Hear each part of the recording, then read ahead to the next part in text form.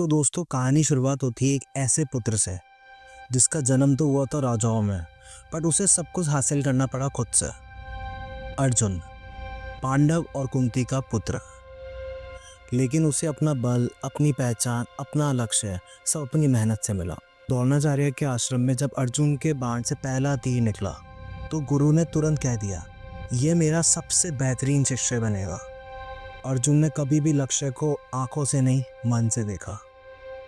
याद है वो प्रसिद्ध कथा कि तुम्हें क्या दिख रहा है? सबने बोला पेड़, पत्ते, शाखाएं, लेकिन सिर्फ अर्जुन बोला आंखें। बस एक वही मोमेंट था जब उनने योद्धा ने एक दृष्टि बनाई। फिर आई एक ऐसी घटना जिसमें अर्जुन ने सिर्फ तीर नहीं छोड़ा, अपना जीवन भी छोड़ दिया। द्रौपदी का स्वयंवर, एक यंत्र जो घूम रहा था, उसमें देखकर मछली की आंख पर तीर मारना था, यानी अपने लक्ष्य पे पूरा निरंतर। यह सिर्फ एक टेस्ट नहीं था, ये था अर्जुन का अपने ज्ञान और अपने ऊपर विश्वास। अर्जुन ने जीता है स्वयंवर, पर आपको पता है इसमें सबसे इमोशनल क्या था? जब वो द्रौपदी को लेके जाता है और कहता है कि माँ देखिए क्या लाए हैं, और कुंती बिना देखे बोल पड़ी, जो भी लाए हो आपस में बांट लो। बस उस दिन से द्रौपदी पंचली बन गई, पांचों पांडवों की पत्नी। यहाँ एक तीर ने जीवन के सारे रिश्ते बदल दिए। लेकिन अर्जुन की असली कहानी शुरुआत होती है जब अर्जुन का रिश्ता होता है कृष्ण के साथ। अर्जुन ने कृष्ण को कभी भगवान नहीं समझा, उसने उन्हें दोस्त, सारथी और जीवन का गुरु समझा। और कृष्ण ने भी अर्जुन को हर स्थिति में संभाला।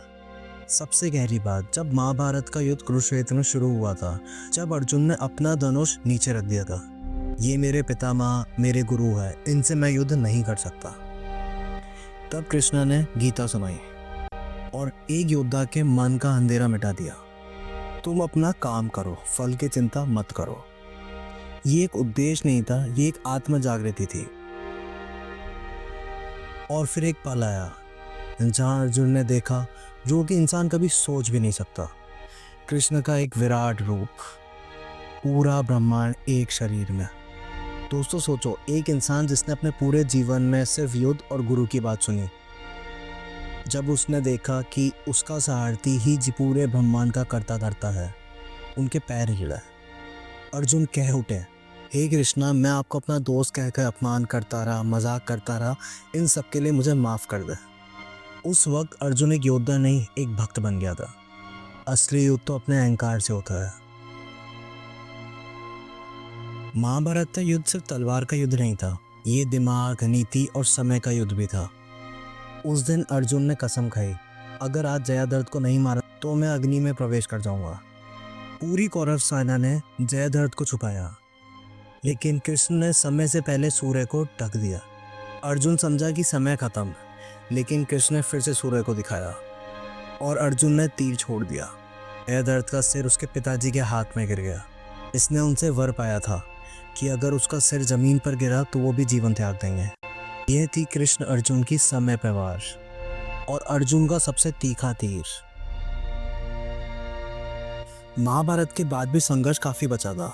अश्वत्थामा, एक ऐसा योद्धा जिसे जीवन भर जीवित रहने का श्राप मिला था, उसने अपने आखिरी युद्ध में नारायण अस्त्र छोड़ा। सब पांडव झुक गए, लेकिन अर्जुन खड़ा रहा। कृष्ण ने कहा कि झुक जा, नहीं तो विनाश हो जाएगा।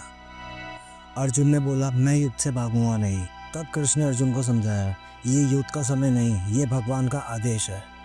फिर अर्जुन ने झुककर अपनी वीरता दिखाई, अपना अहंकार नहीं। तब समझा, असली योद्धा वही होता है जिसको ये पता हो कब उठना है और कब झुकना है।